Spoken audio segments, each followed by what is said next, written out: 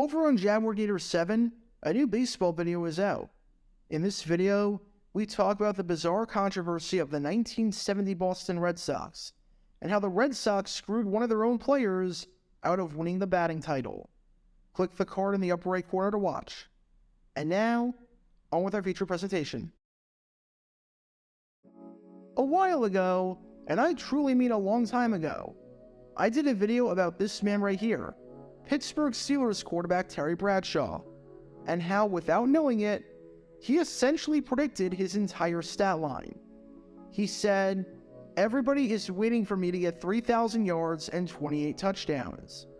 Sure enough, the following season, even though he had never done it before, he had just under 3,000 yards passing and 28 passing touchdowns on the dot, as the Steelers won their third Super Bowl in franchise history. It was a bizarre story of a player inadvertently calling his shot, having no idea that he would hit the nail on the head, and nailing everything to a T. If you want to learn more about that, you can do so by clicking the card in the upper right corner. So why do I bring this up? Because a very similar situation happened with the San Francisco 49ers, master talent evaluator and Hall of Fame head coach Bill Walsh, and this man right here, defensive end Pierce Holt. When the San Francisco 49ers drafted the somewhat unknown defensive end during the second round of the 1988 NFL Draft, there were a bunch of critics for a variety of reasons, to which Walsh quieted the critics by not only addressing why the team drafted him, but without knowing it, predicting exactly how his NFL career would turn out. Everything that Walsh said was going to happen turned out to happen, and it's one of the most bizarre draft stories in the over 75-year history of the 49ers franchise, and one of the craziest comments made in Bill Walsh's career. Because this is the story behind one of the craziest predictions in the history of the San Francisco 49ers, and in the history of the NFL Draft. Before I talk specifically about the comments made by Walsh and how accurate they were, we need some context to understand just who the player in question was that the team drafted. The year is 1988, and entering the NFL Draft, it's tough to necessarily say that the 49ers had a ton of weaknesses, seeing as they were coming off of a 13-2 season with the number 1 offense in football and the number 3 defense in football. Tough to really say that a team that, over the last 5 seasons, has won the NFC West 4 times, has made the playoffs 5 times, and has posted a record of 58-20-1, winning just over 74% of the time, has any fatal flaws. However, if there was one that seemed to plague the 49ers going forward, it was their pass rush. Because despite the Niners having the 3rd best defense in football, it seemed to be in spite of their ability to get to the quarterback, and not because of it. The 49ers only had 37 sacks in 1987, which was in the bottom half of the league. Charles Haley led the team with 6.5 sacks, which is not exactly a lot for a team leader. He was tied for 32nd in a 2018 league, and not only were there teams with multiple pass rushers who were more productive than San Francisco's top guy, but teams like the New York Giants, with Lawrence Taylor, Carl Banks, and Leonard Marshall, had 3 guys with more sacks than the top dog on San Francisco. And Haley was the only guy on the team with at least 5 sacks. The next closest was Pete Kugler at 4.5, and he was the only other player with at least 4 sacks.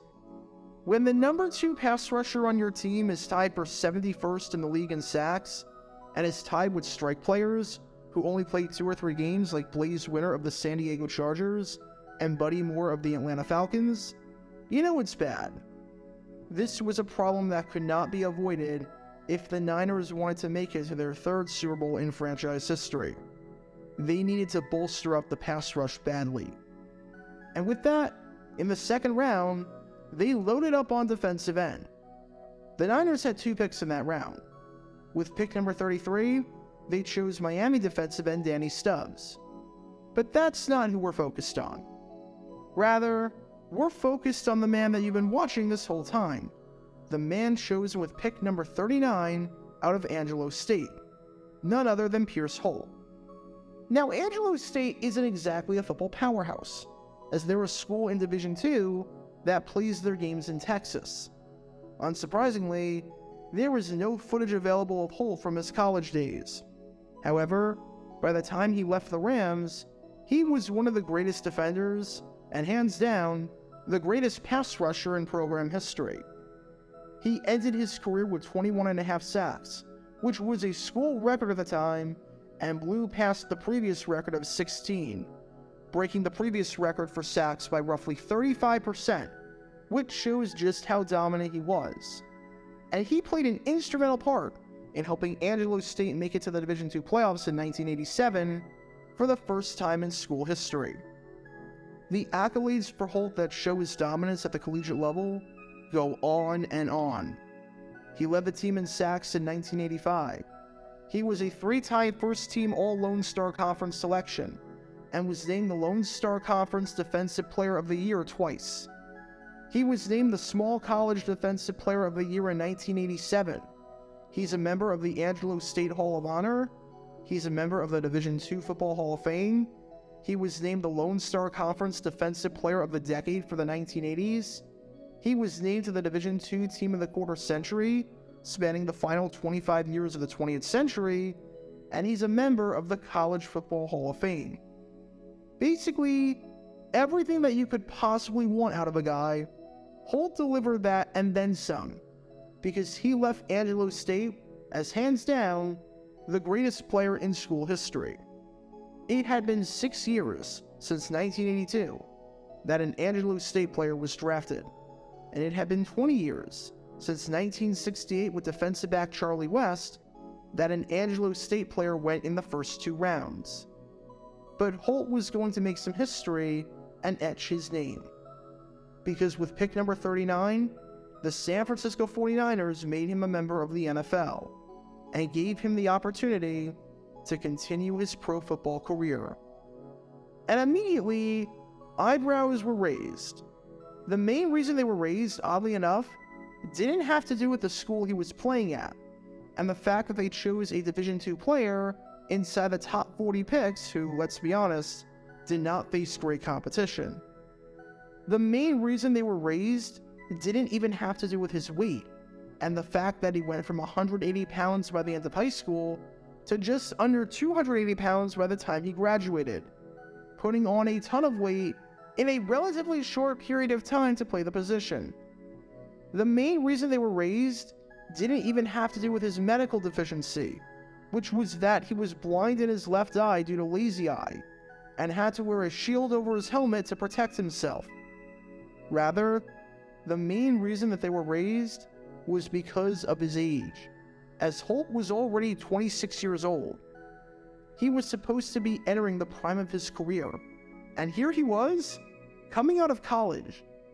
Turns out, after graduating high school, he worked jobs with construction companies, auto dealerships, insurance companies, and mortgage companies.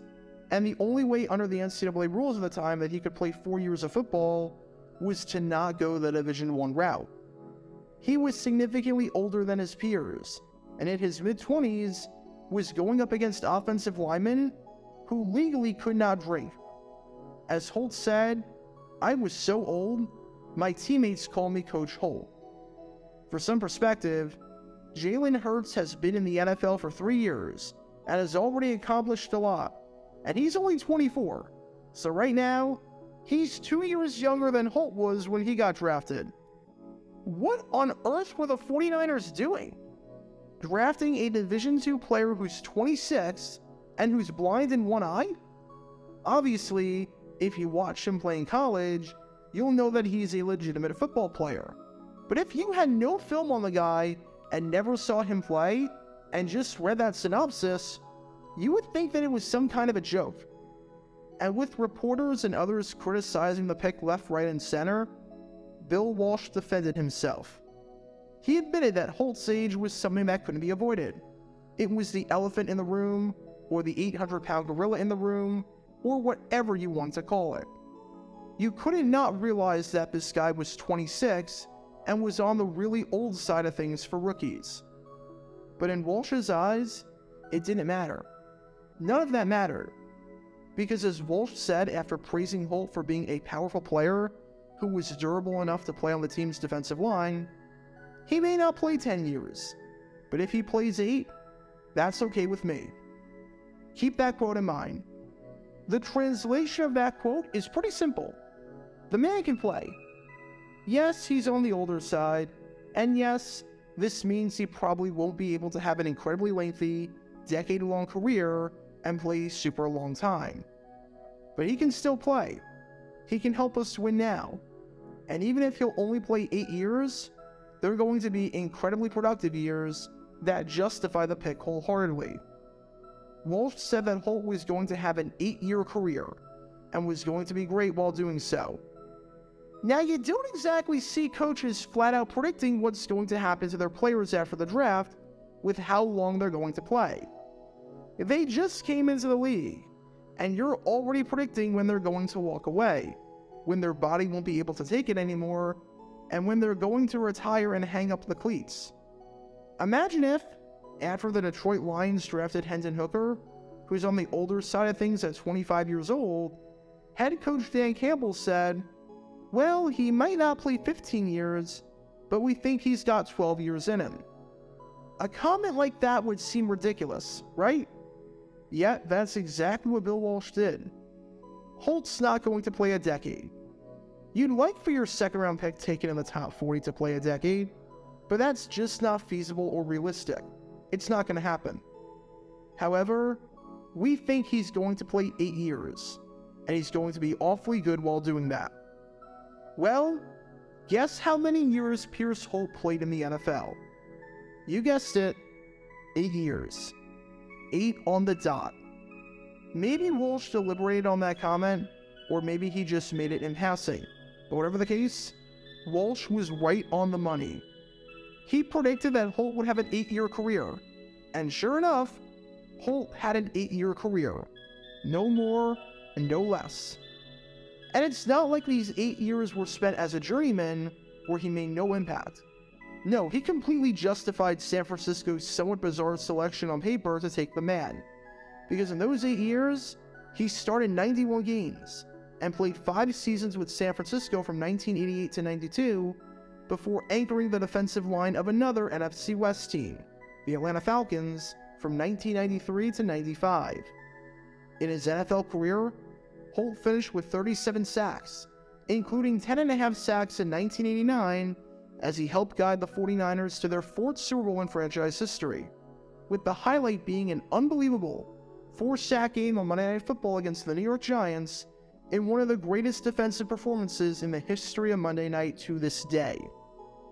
He also had 3 sacks in San Francisco's win over Washington in the 1992 divisional round, as his pressure with 2 sacks on the final drive and the Niners up by 7 being the main reason why Mark Rippon and company couldn't tie the game up and drive down the field in what would be Joe Gibbs' final game as a head coach before coming out of retirement a decade later.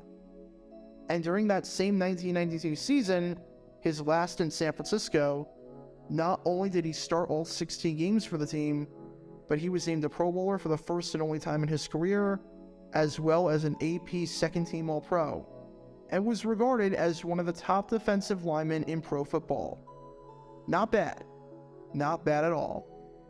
And again, if this was Walsh saying that he was going to be a good player, then this is a non-story. This isn't really predicting the future or anything crazy like that. That's just a head coach hyping up his draft pick and being excited, because you're never going to outright say that your pick was bad.